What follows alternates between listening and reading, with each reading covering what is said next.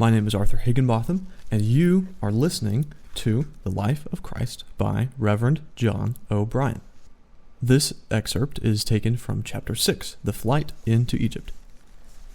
The child Jesus in the temple, also known as the fifth joyful mystery. And his parents, says Luke, were wont to go every year to Jerusalem at the feast of the Passover. And when he was 12 years old, they went up to Jerusalem according to the custom of the feast. And after they had fulfilled the days when they were returning, the boy Jesus remained in Jerusalem, and his parents did not know it. But thinking that he was in the caravan, they had come a day's journey before it occurred to them to look for him among their relatives and acquaintances. And not finding him, they returned to Jerusalem in search of him. Adult male Israelites were required by Mosaic law to appear 3 times a year before the Most High to worship and offer sacrifices. All those living within a day's journey from Jerusalem were obligated to celebrate there the Passover, Pentecost, and the Feast of the Tabernacles. Although women and children were not bound by this law, Mary was in the habit of accompanying her spouse, and on this occasion they brought the child Jesus along. He was then 12, and upon reaching 13 would be considered a man and bound by the law. What could be more natural, then, to have him accompany them and thus familiarize himself with the duties which soon would be incumbent upon him? The journey from Nazareth to Jerusalem by the modern road is about 88 miles, but by the direct road across Samaria, it is only about 75 miles, the route which the travelers in Jesus' day normally took. When pilgrims traveled such a distance, they usually went in caravans both for companionship and for protection against bandits. Such too was doubtless the practice of the Holy Family. The first stage of their journey was especially rich in biblical associations. Descending from the hills of Nazareth to the great plain of Esdraelon, the caravan had Mount Tabor on its left, and then wended its way around Little Hermon, then the heights of Jezreel, the hated dwelling place of Achab and his wicked consort Jezebel, and finally Gelbo, the scene of the tragic end of Saul and Jonathan. At the end of the 4th day, the high towers and battlements of Jerusalem greeted the eyes of the weary pilgrims. Arriving a day or so before the start of the feast, the Holy Family doubtless found accommodations with a family in Jerusalem, and remained through the whole octave until the Paschal celebrations came to a close. Then the caravan with which they had come set out on its return journey. There is much disorder and confusion at such a departure. Little groups go on ahead, and the others trail behind, planning to overtake them when they camp for the night.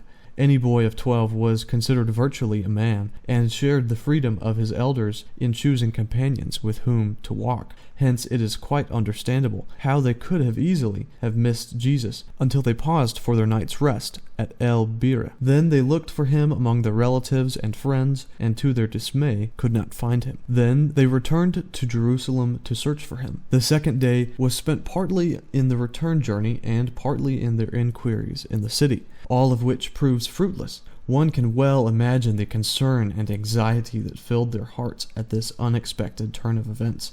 On the 3rd day they found him in the temple, sitting in the midst of the doctors of the law, both listening to them and asking them questions. This does not mean, as many have imagined, that he had mounted a rostrum and was preaching to them. No, it was a rather common practice for teachers in the temple to allow hearers to ask them questions and to participate in the discussion. Since Jesus was almost an adult according to the law, it is understandable how they would have encouraged him to enter into the discussions. He did so, and they were amazed at his understanding and his answers. Not less astonished were Mary and Joseph as they witnessed this display of knowledge and wisdom. When the session was finished and the onlookers had dispersed, Mary approached Jesus and said to him, "Son, why hast thou done so to us? Behold, thy father and I have been seeking thee sorrowing." It was a natural question for a mother to ask, and it reflects both astonishment and concern that he should have allowed them to be searching for him so long.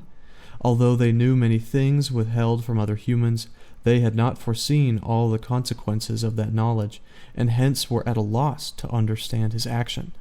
"How is it," Jesus replied, "that you sought me? Did you not know that I must be about my Father's business?"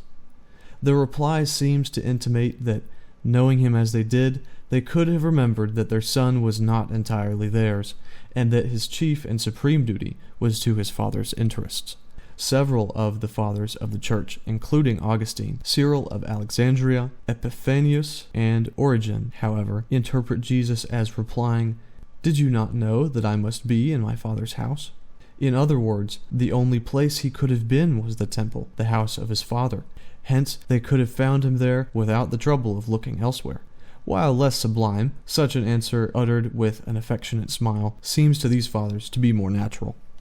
Like the precise and painstaking historian that he is, Luke is careful to add, "and they did not understand the word that he spoke to them." The fact that they did not understand inclines one, however, to accept the more common interpretation with its sublime and mysterious hint of the business or mission assigned to him by the Most High.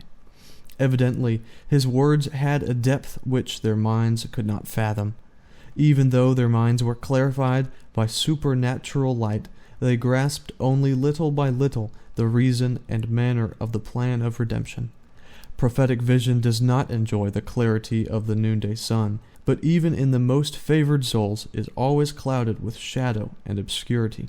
Did this mean, they wondered, that Jesus was to give himself up completely to the service of his heavenly Father?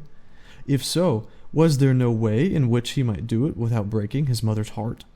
These were doubtless the questionings and the wonderment uppermost in their minds. It is probable that Jesus' behavior was aimed more at our instruction than theirs, and at the time they could not grasp it. It makes crystal clear that the call to God's service supersedes all affections, even those of parents, a lesson which many Christian parents have not learned even to this day.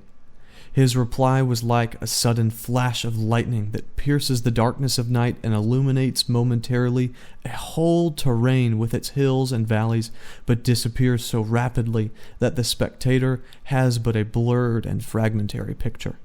It is worth noting that these words of Jesus are the first of his recorded in the Gospels, and that they are among the strangest uttered in his whole life, considering the circumstances under which they were spoken. To readers of the Scriptures who know the whole story of his life, they may not seem so extraordinary. To Mary and Joseph, who were just beginning to glimpse the first line in that divine drama, they were indeed strange.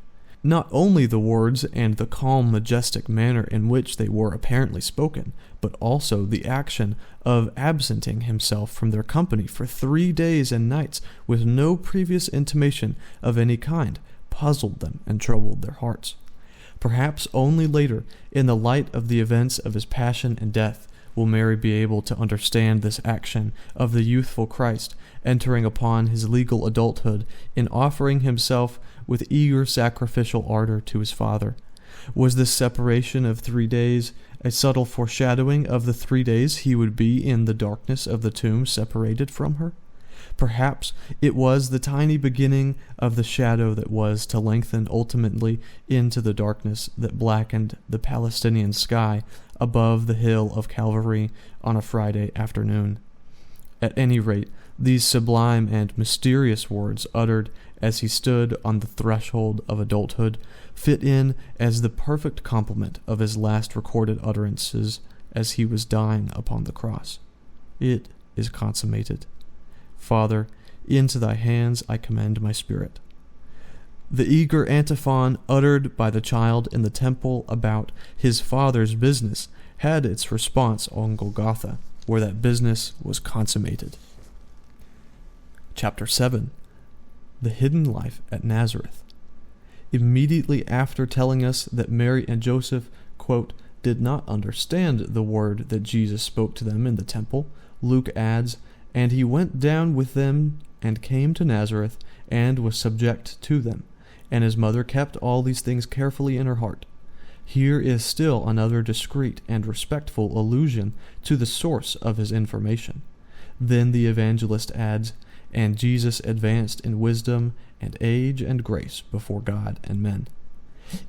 In these few words there is contained all that we know concerning the 30 years which Jesus spent at Nazareth. The brief phrase declaring that he was subject to them indicates that his whole life there was one of humble obedience. He came upon earth to teach us how to live, and one of the important lessons for all of us to learn is that of obedience to those in authority over us, our parents and superiors. Even a divine being saw fit to practice such obedience, that we might learn that lesson not only from his words, but also from his example. How strange it is that a curtain falls upon all those years of his life at Nazareth, wrapping them in a mantle of obscurity and mystery.